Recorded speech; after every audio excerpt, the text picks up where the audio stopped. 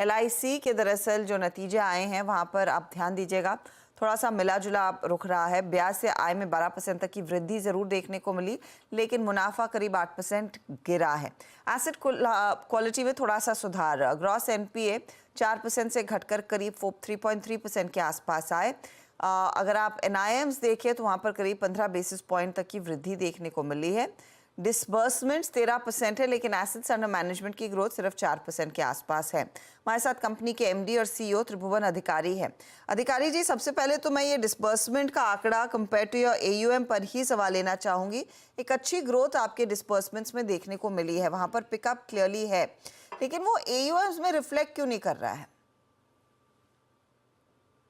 हर्षदा, हाँ, Q4 की अगर बात करें तो हमारा डिसबर्समेंट करीबन 15% से ग्रो हुआ है, पर अगर आप पोर्टफोलियो या लोन बुक की बात करें तो ग्रोथ केवल 4% दिखा रहा है। और कारण ये है कि काफी कुछ बिजनेस रीपेमेंट, प्रीपेमेंट और की वजह से हमारे काफी लोन्स हमारे बुक से निकलते भी हैं। ये एक स्वाभाविक प्रक्रिया है, क्योंकि लोग अपना लोन प्रीपे करते हैं और रीपे करते हैं। तो इस वजह से ये आपको डिसबर्समेंट ग्रोथ और बुक ग्रोथ में ये अंतर जो आपको दिख रहा है, ये उसका कारण वही है। ओके, तो आप कह रहे हैं कि ज्यादा लोन्स बुक भी कंप्लीट पे आउट भी हो रहे हैं, इसीलिए वो AUMs इतने खासे ग्रो नहीं हो रहे जितने आपका शायद डिस्बर्समेंट। Fair enough. अच्छा, इस तिमाही में क्योंकि आपने कहा कि डिस्बर्समेंट अच्छा है, नियरली 13-15% तक का पिकअप देखने को मिला है, ये किस तरह की ज्योग्राफीज से आ रहा है वो मैं आपसे पूछना चाहूंगी। एंड मोस्ट इम्पोर्टेंटली, कितनी डिमांड जो इस समय मार्केट में है वो कन्वर्ट हो रही है लोन्स में आपके लिए?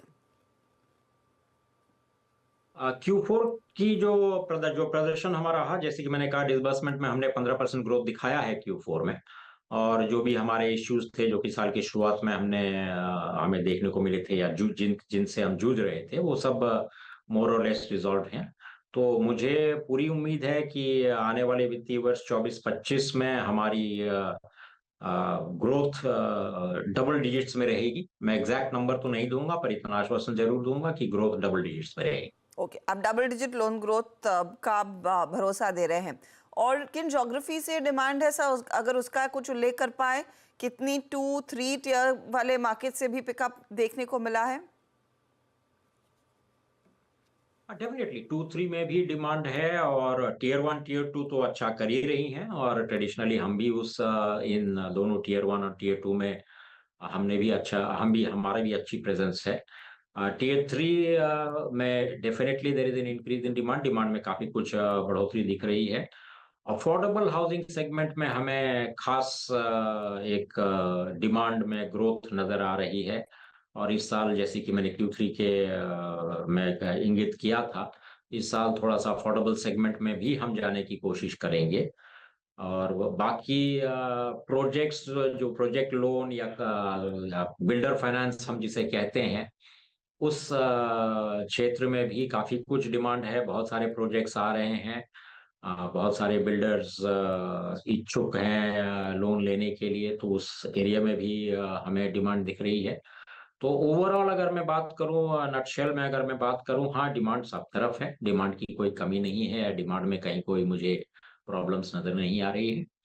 अब ये हम पर है कि बस इस डिमांड को मीट करने के लिए हम अपने आप को तैयार रखें और इंश्योर करें कि हम मार्केट में हैं। ये डिमांड काफी है, डिमांड की पूर्ति हम कर सकें। अच्छा, एक चीज मैं आपसे पूछना चाहूंगी, आपके एसेट क्वालिटी में डेफिनेटली सुधार देखने को मिला है। 3.3% के आसपास आपका ग्रॉस NPA आया है, लेकिन इसके पीछे क्या कुछ NPA राइट ऑफ्स भी है? हाँ, इस पर्टिकुलर क्वार्टर में हमने करीबन 1,000 करोड़ के एनपीओ टेक्निकल राइट ऑफ, ये राइट ऑफ नहीं है, ये बेसिकली बैलेंस शीट से हटे हैं।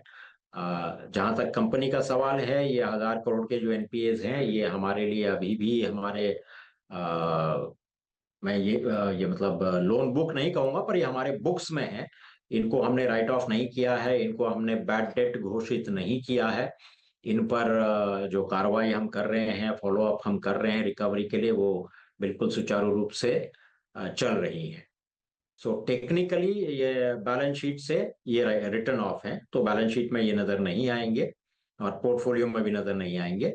But for all effective purposes ये हमारे क्या कहेंगे संज्ञान में है, हमारे बुक्स में है, इनको हमने बैड डेट्स घोषित नहीं किया है।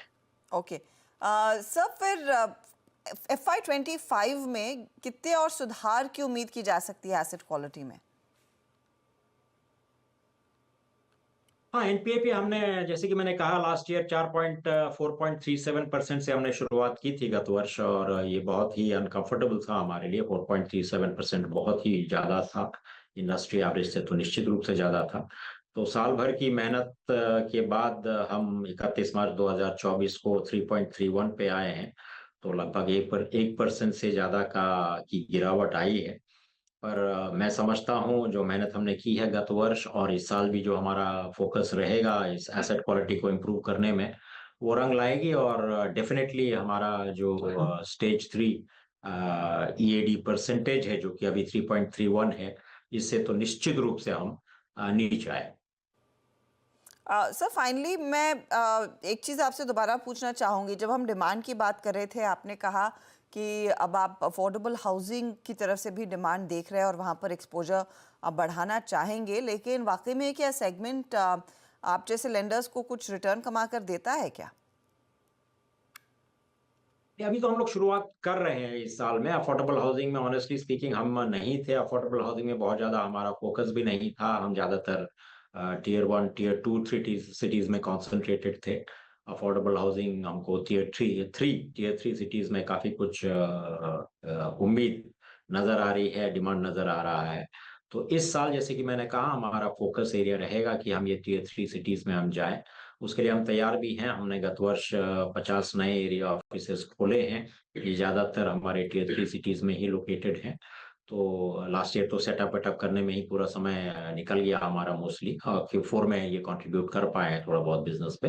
बट दिस ईयर डेफिनेटली से पूरा साल इनके पास में है, और इन 50 एरिया ऑफिसेस से टीयर 3 टाउन्स में हमें लगता है कि हमें एक अच्छा योगदान मिलेगा बिजनेस में। बहुत बहुत शुक्रिया अधिकारी साहब हमारे लिए समय निकालने के लिए, and good luck for FY25।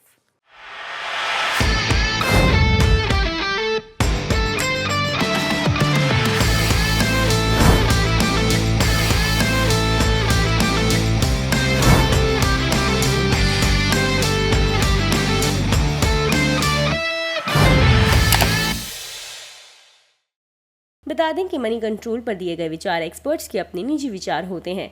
Website या मैनेजमेंट इसके लिए उत्तरदायी नहीं है। यूजर्स को मनी कंट्रोल की सलाह है कि कोई भी निवेश निर्णय लेने से पहले सर्टिफाइड एक्सपर्ट की सलाह लें।